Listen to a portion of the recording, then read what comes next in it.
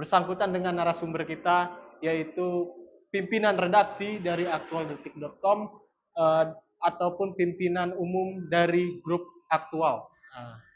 Baik, langsung saja kepada Bapak Peri Sibarani, ya Eliezer, di dalam penuntutan jaksa. Ini bagaimana pendapat Bapak, Pak? Ya, ini terlepas dari hiruk pikuknya sekarang di masyarakat. Jadi intinya gini, masyarakat dengan adanya tuntutan jaksa penuntut umum dari Kejagung, itu yang disampaikan oleh Fadil beberapa jam yang lalu, ini memang dampaknya luas ke masyarakat. Jadi di mana masyarakat sekarang ini sedang dalam kondisi bingung ya, sedang dalam kondisi bingung karena mempertanyakan soal bagaimana sebenarnya perlakuan aparat penegak hukum di dalam proses menegakkan hukum. Karena bagaimanapun juga bahwa proses yang sedang berjalan beberapa bulan terakhir ini kan sudah menyita waktu seluruh masyarakat ya, terutama penegak hukum. Jadi ada pertanyaan-pertanyaan yang sulit dijawab ya, sekalipun sebenarnya ini tidak sulit dijawab menurut hemat saya. Jadi begini, rubrik-rubrik sekarang terkait ini kan sudah menjadi bahan perbincangan di mana-mana. Bukan hanya oleh praktisi hukum lagi, tapi masyarakat awam pun sekarang sedang dalam kondisi memperbincangkan hal-hal yang sebenarnya dia tidak pahami secara baik. Nah, oleh karena itu kita berpikir melalui program-program seperti ini, editorial dari Aktualdetik.com ini bisa memberi sedikit pencerahan. Jadi begini, terkait dengan justice kolaborator atau kaitannya dengan masalah yang dialami oleh kasus soal masalah penembakan Joshua oleh Jenderal Sambo, ini kan sebenarnya awalnya kan adalah satu kesepakatan di mana pihak LPSK, yaitu bagi bidang perlindungan saksi, mengajukan atau menyampaikan rekomendasi kepada jaksa penuntut umum agar dilakukan justice kolaborasi. Namun kan di dalam hal ini konsekuensinya tentu harus ada semacam penghargaan atau semacam keringanan kepada justice kolaborator dalam hal ini tentunya yaitu Richard Eliezer selaku yang terlibat di dalam kasus tersebut. Nah, persoalannya adalah baru kemarin bahwa ternyata di dalam tuntutannya JPU menuntut bahwa Richard Eliezer selaku justice kolaborator dituntut 12 tahun penjara, yang kemudian menjadi lebih menarik diperbincangkan di publik ketika tuntutan kepada Richard Eliezer lebih tinggi dibanding daripada tersangka-tersangka lainnya. Katakanlah seperti Ibu Putri Chandrawati Sambo. Dia hanya mendapatkan tuntutan 8 tahun. Nah, sementara justice kolaborator bisa 12 tahun. Nah, dari penjelasan-penjelasan yang disampaikan Jaksa Agung melalui Fadil selaku penuntut umum mengatakan bahwa hal ini telah dianggap sebagai penerapan hukum yang sudah sesuai dengan asas-asas hukum, yang sudah sesuai dengan dogmatika hukum, yang sudah sesuai dengan hukum positif.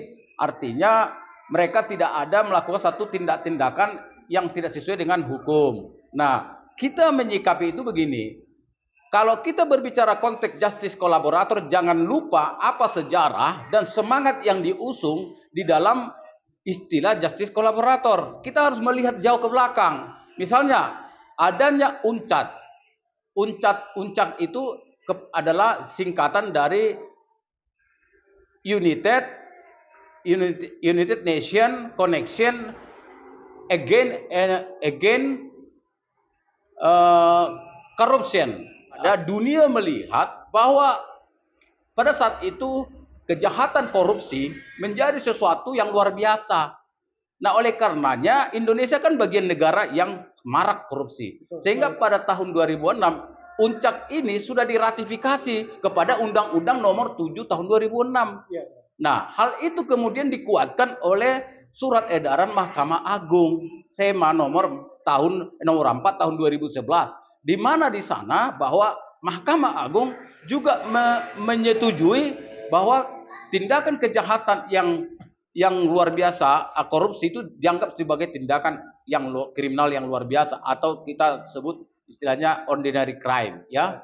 Nah, dalam hal ini maka dalam proses selanjutnya itu dibuatlah kemudian surat keputusan bersama yang ditandatangani oleh Menkumham, ya, Jaksa Agung, Kapolri, dan juga oleh KPK, dan termasuk LPSK. Nah, menyatukan satu persepsi bahwa di dalam mengungkap kasus-kasus rumit atau yang disebut berat, itu kadang-kadang diperlukan langkah-langkah khusus atau langkah-langkah yang luar biasa. Nah, katakanlah justice kolaborator ini tujuannya apa? Semangatnya adalah agar negara melalui penegak hukum dipermudah untuk membongkar kasus-kasus seperti ini. Karena kasus-kasus yang berat seperti itu kan merugikan negara Indonesia dari semua sisi, termasuk sisi ekonomi, sisi sosial. Karena khususnya kita bahas soal masalah Sambo ini kan negara, seluruh rakyat Indonesia sudah hiruk pikuk, ini menjadi keresahan yang masif di negara kita. Jadi alangkah tepatnya langkah yang sudah diambil kemarin, bahwa memang supaya ini tidak berputar-putar, bertele-tele gitu ya, akhirnya diambillah justice kolaborator supaya kemudian perjalanan proses hukum lebih mudah. Nah, Richard Eliezer di situ adalah kata kunci. Dia kan bukan pelaku utama ya. Jadi sebenarnya Richard Eliezer ini bukan pelaku utama, tetapi dia adalah bahagian daripada perbuatan tindak melanggar hukum. Dia bahagian karena dia bukan pelaku utama. Kalau pelaku utama tentu yang menghendaki Joshua itu mati. Siapa yang menghendaki Joshua mati? Pasti bukan Eliezer, pasti bukan Richard Eliezer. Yang menghendaki Joshua mati itu justru adalah yang memerintahkan Richard Eliezer. Nah, artinya pelaku utamanya adalah yang menghendaki tadi. Siapa dia? Ya jelas, mantan Kadif Propam RI, yaitu Jenderal Sambo. Oleh karenanya maka sangat tepat bahwa Richard sudah sudah memenuhi ketentuan-ketentuan itu menjadi sosok justice kolaborator. Nah, pertanyaannya adalah tanggapan-tanggapan yang diberikan oleh Jaksa Agung melalui Fadil itu, penuntut umum itu kan membuat kita tertawa, ya. Orang yang mengerti hukum itu menjadi tertawa. Kenapa? Dia memberikan dalil-dalilnya itu adalah sangat-sangat dogmatik. Dia mengacu kepada peraturan perundang-undangan. Memang betul. Siapa yang tidak paham bahwa Richard Eliezer memang adalah bagian daripada pelaku.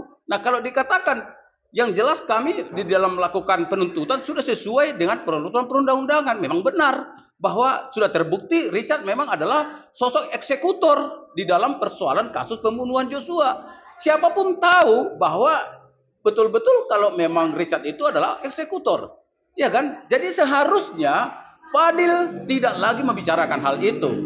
Karena kalau dia membicarakan hal itu, sama saja dia mengingkari kesepakatan yang dia terima soal justice kolaborator yang diajukan oleh pihak LPSK.